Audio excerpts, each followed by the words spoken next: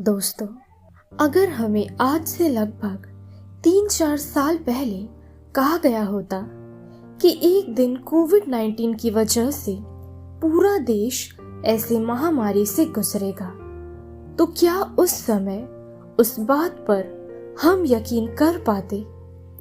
ठीक वैसे ही अगर आज आपसे कहा जाए कि कोविड-21 नामक एक वायरस जो कि कोविड-19 से ट्रांसफॉर्म हुआ है और एक दिन कोविड-21 की वजह से लोग इन्फेक्टेड होकर ज़ॉम्बीज में परिवर्तन हो जाएंगे, तो क्या आप इस बात पर विश्वास कर पाएंगे? हेलो दोस्तों, मेरा नाम है रिया और आज ऐसी ही एक साई-फाई थ्रिलर मूवी कोविड-21 लीथल वायरस लेकर आई हूँ मैं। तो चलिए और देरी ना करते हुए बढ़ते हैं मूवी की एक्सप्लेनेशन की ओर। मूवी के शुरुआत में हम सैरा को देखते हैं। सैरा बेहद डरी हुई थी। वो इस दौरान फोन पर किसी से बात कर रही थी। वो तुरंत बेहद घबराते हुए अपने बेटे चार्ली को लेकर वहां से चली जाती है। अब हम स्कॉट को देखते हैं। स्कॉट नींद से उठकर ही एक्सरसाइज करने लगता है। स्कॉट फिर तैयार होकर बाहर जाता है, लेकिन आश्चर्य कर देने वाली बात ये है कि बाहर रास्ते पर कोई भी मौजूद नहीं था। स्कॉट अचानक से एक आवाज सुनता है, जिसका पीछा करते हुए वो एक मॉल के भीतर चला जाता है। मॉल में वो सभी को भागते हुए देखता है। वो देखता है कि कई लोग वहाँ एक नए वायरस से इन्फेक्ट हो गए हैं, जिसके बाद वो इन्फेक्टेड लोग धीरे धीरे ज़ॉम्बीज में परिवर्तन होते जा रहे हैं। वो ऐसे कई लोगों को अपने सामने ज़ॉम्बीज बनकर लोगों पर हमला करते हुए देखता है। ये देखकर वो खुद की जान बचाने के लिए वहाँ से भागने लगता है। इस दौरान केनॉम नामक एक व्यक्ति अपनी पत्नी के साथ था। केनॉम को अब एक कॉल आता है। वो कॉल पर काफी समय तक बातें करता है।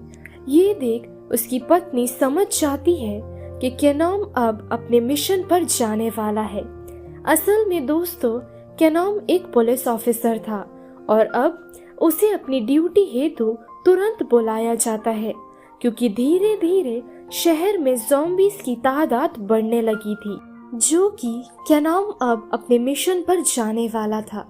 तो वो अपनी पत्नी को समझाता है कि उसे अकेले इस वायरस से संभल कर रहना होगा। दूसरी तरफ अब तक ज़ॉम्बीज स्कॉट का पीछा कर रही थी। वो खुद को बचाने के लिए कार के पीछे छिप जाता है, लेकिन वहां पर भी ज़ॉम्बीज उसे ढूंढ लेते हैं और वो उस पर हमला कर देती है। स्कॉट तो जैसे तैसे कर खुद को बचाते हुए वहां से पूरी तरह से भाग जाता है। अब हम पुलिस ऑफिसर को साइंटिस्ट के साथ देखते हैं। वो सभी मिलकर इस वायरस का हल निकालने की कोशिश करते थे। वो सभी कहीं जा रहे थे कि इस दौरान रास्ते में एक महिला आकर उनकी गाड़ी के सामने खड़ी हो जाती है। वो लोग महिला को देखने के लिए गाड़ी से बाहर निकलते हैं कि तभी वो महिला एक ज़ॉम्बी में परिवर्तन हो जाती है और वो धीरे धीरे सभी पुलिस ऑफिसर पर अटैक करने लगती है। ऐसा होने के कारण वो सभी बड़ी मुश्किल में फंस जाते हैं, क्योंकि उस महिला के आने के बाद वहाँ और भी ज्यादा ज़ॉम्बीज आने लगते हैं, जो पुलिस ऑफिसर और साइंटिस्ट को घेर कर रखे हुए थे। पुलिस ऑफिसर और साइंटिस्ट अपने दोस्तों को सही सलामत देखते हैं, लेकिन असल में वैसा था ही नहीं, क्योंकि अभी फिलहाल उनमें से कई ऑफिसर और साइंटिस्ट ज़ॉम्बीज बन चुके थे।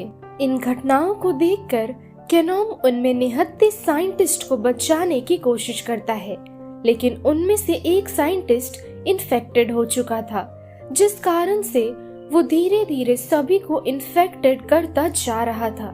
जैसे तैसे करके उन लोगों में से वो एक साइंटिस्ट को बचा लेता है। उस साइंटिस्ट का नाम था एलिसन। केनॉम एलिसन को भागने को कहता है और खुद को बचाने के लिए एलिसन जंगल की ओर चली जाती है। अभी भी कई ज़ॉम्बीज उसका पीछा कर रहे थे, लेकिन वो जंगल के काफी भीतर जा चुकी थी, जिसके कारण फिलहाल वो ज़ॉम्बी से दूर बची हुई थी। अगले दिन हम एलिसन को सोते हुए देखते हैं। उसकी आंख खुल जाती है और वो उठते साथ ही अपने फोन को चेक करती है। उसका फोन पूरी तरह से टूट चुका था। अब वो उठकर बाहर जंगल से निकलने की कोशिश करती है, लेकिन रास्ते में एक ज़ॉम्बी उसे देख उसका पीछा करने लगता है। एलिसन को इस बात की भनक भी नहीं लगती है और अचानक से वो ज़ॉम्बी उसे पकड़ लेता है। दोस्तों, स्कॉट भी इस दौरान जंगल में ही मौजूद था और वो अपनी सुरक्षा के लिए एक बंदूक अपने साथ रखता है। वो एलिसन को खतरे में देख उसकी मदद करता है और उसे बचाकर दोनों वहां से बाहर निकलने की कोशिश करते हैं। कल रात हुए ज़ॉम्बी अटैक से कैनॉम और जॉनसन बच जाते हैं। ये दोनों जंगल की ओर एलिसन को खोजते हुए जाने लगते हैं। वहां पर दोनों एलिसन के कपड़े खून से लथपथ पाते हैं। ये देख कैनॉम और उसका साथी यही समझते हैं कि एलिसन भी अब ज़ॉम्बी बन चुकी है। दूसरी तरफ एलिसन और स्कॉट एक सुरक्षित जगह पर बैठ जाते हैं। इस दौरान दोनों कोविड-21 वायरस को लेकर झगड़ने लगते हैं, क्योंकि स्कॉट अरियल किस्म का इंसान था। वो एलिसन की बात सुनना ही नहीं चाहता था और बात बात पर वो बेवजह ही उसे खरी खोटी सुना रहा था। कैनॉम अपने साथी के साथ अपने मिशन के लिए आगे बढ़ने लगता है। इस दौरान कई ज़ॉम्बीज उन दोनों पर हमला कर देते हैं। दोनों तो जैसे तैसे कर वहां से भागने लगते हैं। अब स्कॉट और एलिसन वापस से उस जगह को छोड़ दूसरी तरफ जाने लगते हैं। वे दोनों एक विलेज में पहुंचते हैं। वो जगह काफी शांत और अबैंडन थी। दोनों ही वहां एक खाली घर देखते हैं तो दोनों वहां रेस्ट करने के बारे में सोचते हैं। स्कॉट अंदर अपने बेटे की तस्वीर देखते हुए उदास होने लगता है और दूसरे कमरे में एलिसन सोई हुई थी कि अचानक से एलिसन पर दोबारा से ज़ॉम्बीज अटैक कर देते हैं। लेकिन ठीक समय पर स्कॉट वहां पहुंच जाता है और वो दोबारा से एलिसन को बचा लेता है। ये देख एलिसन घबराते हुए चिल्लाने लगती है। स्कॉट उसकी हरकतें देख उस पर चिल्लाने लगता है कि कैसे तुम बच्चों की तरह इस मुश्किल के वक्त में भी चिल्ला सकती हो। ज़ॉम्बीज तो बड़ी तादाद में झुंड बनाकर उन दोनों को घेर लेते हैं। दोनों समझ ही नहीं पा रहे थे कि अब वो यहाँ से बचकर कैसे बाहर निकलेंगे। लेकिन स्कॉट अपने और ज़ॉम्बीज के बीच एक भारी चीज को आड़े रखकर उसे दीवार बना देता है। एलिसन बेहद ज्यादा घबराई हुई थी और इस घबराहट में वो एक टनल खोज पाती है और इस टनल के जरिए दोनों वहां से बाहर निकलने लगते हैं। लेकिन बदकिस्मती से उनमें से कई ज़ॉम्बीज उन दोनों का पीछा करते हुए टनल के भीतर चले जाते हैं। इस बार स्कॉट को ज़ॉम्बीज हमला करने ही वाले थे कि तभी एलिसन आकर उसे बचा लेती है। दोनों बहुत मुश्किलों का सामना कर वहां से भाग जाते हैं। दोनों ही भागते हुए जंगल की ओर जाते हैं। अब शाम का वक्त था तो दोनों जंगल में बैठे हुए थे। इस दौरान स्कॉट एलिसन से बदतमीजी से बातें करने के कारण उससे माफी मांगता है। दोनों काफी समय तक बातें करते हैं। अचानक से दोनों कहीं से गन फायर होने की आवाज सुनने लगते हैं। आवाज सुनकर दोनों उसका पीछा करते हुए आगे बढ़ते हैं। कुछ दूर आवाज का पीछा करते हुए ये लोग जान पाते हैं कि कई सोल्जर्स मिलकर गन फायर कर रहे हैं। इन सभी सोल्जर्स ने पी रखा था। ये देख एलिसन उन सोल्जर्स के पास जाती है। वो उन सोल्जर्स से फोन मांगती है, लेकिन नेटवर्क ना होने की वजह से वो कॉल नहीं कर पा रही थी। वो सोल्जर्स उन्हें अपने साथ आने को कहते हैं, जिससे वो एलिसन और स्कॉट को सही सलामत जंगल से बाहर पहुंचा देंगे। एलिसन उनके ऑफर से सहमत थी क्योंकि उन सभी के पास काफी हथियार थे, लेकिन स्कॉट उसे ऐसा करने से मना करता है। अचानक से तभी उन सोल्जर्स में से कई ज़ॉम्बीज बाहर आकर सभी पर हमला कर देते हैं। स्कॉट और एलिसन ये देख वहां से भाग जाते हैं। ज़ॉम्बीज पर सोल्जर्स कई समय तक शूट करते रहते हैं और ठीक समय पर केनॉम अपने साथी के साथ वहां पहुंच जाता है और वो दोनों मिलकर सभी ज़ॉम्बीज को मार डालते हैं। उन सोल्जर्स में से लगभग सभी ज़ॉम्बीज बन चुके थे जिन्हें फिलहाल केनॉम और उसके साथी ने मार दिया था, लेकिन अभी भी एक सोल्जर अपनी जान बचाकर छिपा हुआ था, जिसे पकड़कर वो उससे महिला साइंटिस्ट यानी एलिसन के बारे में पूछते हैं और उसके जरिए दोनों ये जान पाते हैं कि एलिसन अब तक बची हुई है। अब अगली सुबह एलिसन और स्कॉट जंगल में रास्ता खोजते हुए आगे बढ़ने लगते हैं। मौसम बहुत ठंडा था, दोनों ही ठंड से कांप रहे थे, साथ ही दोनों काफी ज्यादा थक चुके थे। दोनों चलते चलते एक बेहद सुंदर जगह पर पहुंचते हैं।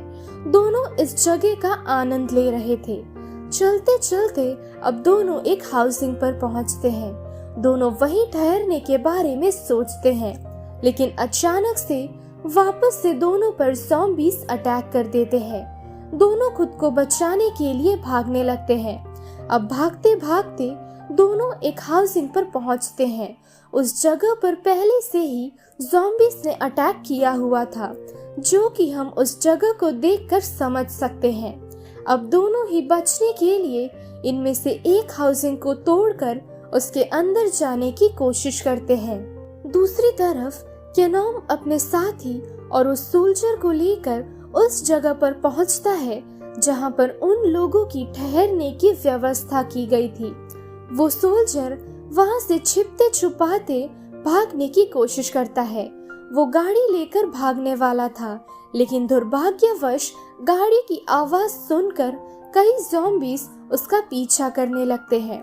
ज़ॉम्बीज उस पर हमला करके उसे बड़ी बेरहमी से मार डालते हैं। मीनवाइल एलिसन और स्कॉट हाउसिंग के भीतर चले जाते हैं, लेकिन अंदर एलिसन सेरा नामक एक महिला को देखती है। वो सेरा को देख समझ पाती है कि सेरा एक ज़ॉम्बी बन चुकी है। दोस्तों, सेरा वही है जिसे हमने मूवी की शुरुआत में अपने बेटे चार्ली के साथ फोन पर किसी से बात करते हुए देखा था। सेरा की ये हालत देखकर एलिसन बेहद उदास हो जाती है, क्योंकि सेरा और कोई नहीं बल्कि उसकी बेस्ट फ्रेंड थी। सेरा मूवी की शुरुआत से ही एलिसन से ही बात कर रही थी और एलिसन भी उसे ही कॉल करने की कोशिश कर रही थी। अब तक एलिसन सेरा को इस अवस्था में देख उसके बेटे चार्ली के बारे में सोचने लगती है। वो तुरंत उसके बेटे को ढूंढने लगती है। एलिसन सेरा के बेटे को ढूंढ पाती है और अब वो सभी वहां से कहीं सेफ जगह पर जाने लगते हैं, लेकिन स्कॉट चार्ली को अपने साथ लेकर जाने को तैयार नहीं था। लेकिन एलिसन ने उसकी जान बचाई थी और इस नाते स्कॉट एलिसन की बात मान लेता है और तीनों अब वहां से बचकर बाहर भागने लगते हैं। इस दौरान कुछ ज़ॉम्बीज वापस से उन सभी पर हमला कर देते हैं, जिससे स्कॉट इन्फेक्टेड हो जाता है। वो तुरंत एलिसन को चार्ली को लेकर वहां से भागने को कहता है। एलिसन ये देख वहां से भागने लगती है। तभी रास्ते में केनॉम और उसका साथी उसे बचा लेते हैं, लेकिन इस दौरान केनॉम के साथी को ज़ॉम्बीज इन्फेक्टेड कर देते हैं। अब केनॉम एलिसन और चार्ली को लेकर जैसे तैसे कर वहां से भागने लगता है। उन सभी को फिलहाल कई ज़ॉम्बीज ने घेर रखा था। अब केनॉम अपने सामने एक गाड़ी देखकर उस पर सभी को बैठने को कहता है और गाड़ी में बैठकर वे लोग बचते बचाते वहां से भाग जाते हैं और इसी के साथ ये मूवी यहीं खत्म हो जाती है। सो दोस्तों, यही थी आज की हमारी मूवी एक्सप्लेनेशन कोविड-21। ये मूवी आपको कैसी लगी ये कमेंट सेक्शन में बताना ना भूले। अगर आपको हमारी वीडियो पसंद आई हो तो वीडियो को लाइक और शेयर करें, और अगर आप चैनल पर नए हो तो हमारे चैनल को सब्सक्राइब करना ना भूलें। मिलते हैं हमारे अगले वीडियो पर, तब तक के लिए स्टे सेफ, शब्बा खैर।